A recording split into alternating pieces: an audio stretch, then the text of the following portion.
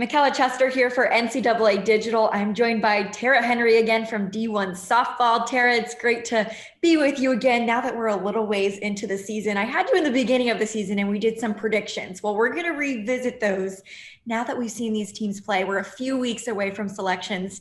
So my first question for you, Tara, what are some of the main storylines to look out for as we're a few weeks away from selections? What do we need to see play out? Thanks for having me, first and foremost, Michaela. And I think we talked about this when we first started, and it's that OU UCLA matchup. I think we're looking at that number one, number two spot. You've got, Oklahoma coming out and just run ruling everyone. And you've got the UCLA Bruins with a little bit tougher schedule, and they've got a few losses on the season, but that storyline, who's going to get that number one spot? I'm really excited to see how the next couple of weeks play out and see who's going to get that number one spot. Is there anything that surprised you this season? Maybe teams that overperformed, underperformed since we last spoke?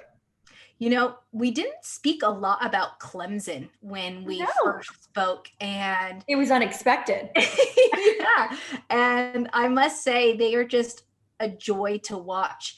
Valerie Cagle, two-way player in the circle, just fantastic for the Tigers. And John Rittman, in just his second season, well, basically a season and a half, he's just doing amazing things at Clemson. So keep an eye on them. And they just announced the potential 20 hosting sites today, and Clemson is one of them. And I can imagine if they've got that sold out crowd before COVID-19, they're going to be at that 50% capacity there. So you got Clemson, and then we've also got this SEC race. It could be the first time in history that Arkansas takes that number one spot. So this weekend there's going to be some key games, and you're looking at Florida, Alabama, who historically have dominated the SEC, and then you've got Arkansas coming in there.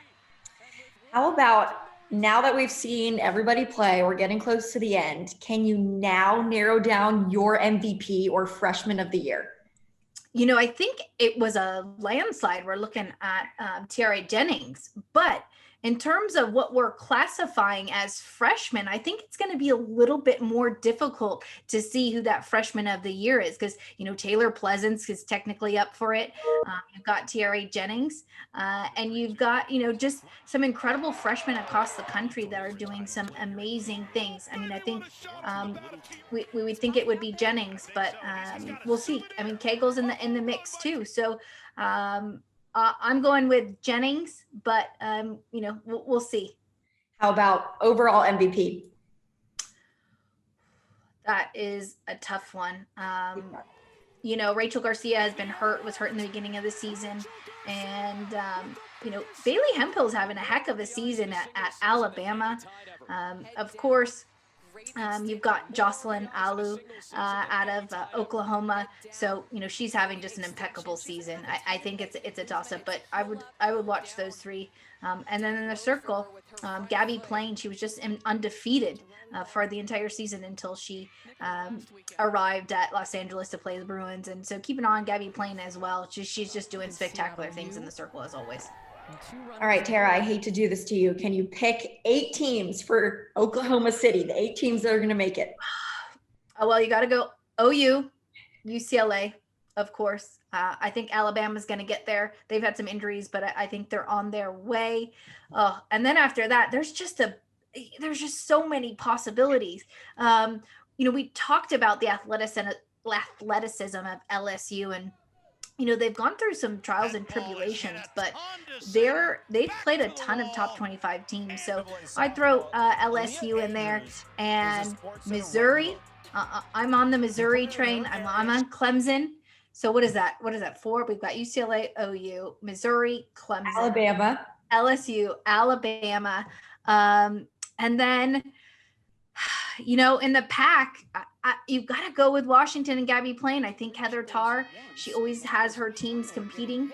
And I'm going to throw in Oklahoma State with the Cowgirls. So that's my top 8. I don't know how we're going to do here. I think it's up for grabs. Like I said, after OU and UCLA, I think it's anybody's ball game. Well, that brings me to my next question. What about sleepers that you can see making a run for it in the Women's College World Series? In terms of sleepers, Liberty, I've been super impressed with Liberty lately. They just upset Oklahoma State. You got Doc Richardson there, Olympian legend at Liberty. And Ole Miss, Jamie Traxel's done a nice job in her first year there at Ole Miss. So I would keep an eye on both of them to see, maybe make an upset. And like I said, Missouri was a sleeper pick, but I think Missouri is playing so well and they hit the ball so well that they'll be in the mix as well. Well, Tara, thank you so much. Excited to see these storylines play out. We're getting close to selections. Thanks so much for joining me today. Thanks so much for having me, Michaela.